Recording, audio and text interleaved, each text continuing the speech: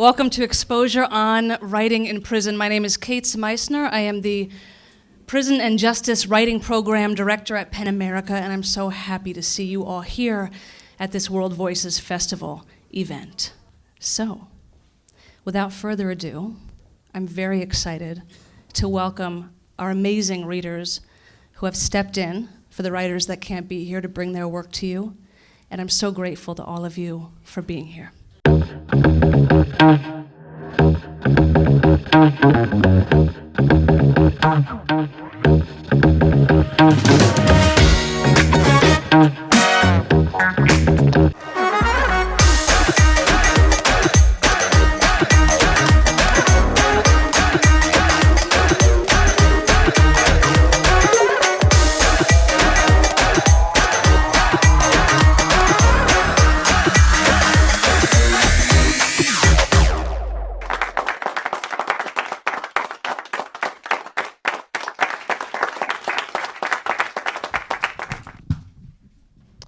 Four, what are your fears when people from the outside world read your work? Any advice on what audiences should bring to the reading? What to put aside when reading?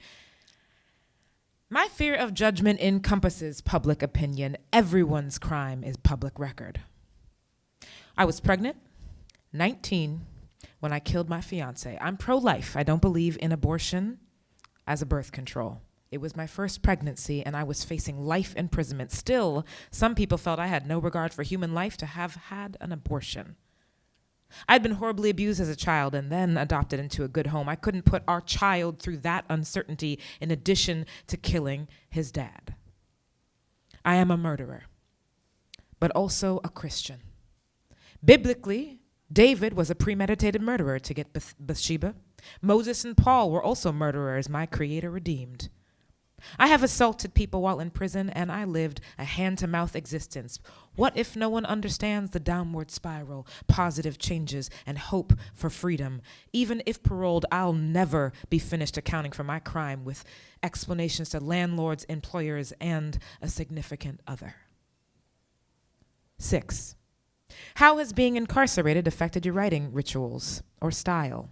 Does less privacy and living space have an impact on creative expression? Prior to coming to prison and discovering who I am, I have always been misunderstood. I am a pre-op trans male. It's too much to explain to every roommate. Additionally, I'd face the worries that as a male trapped in a woman's body, females think I'd ogle them. Not every woman is a turn-on.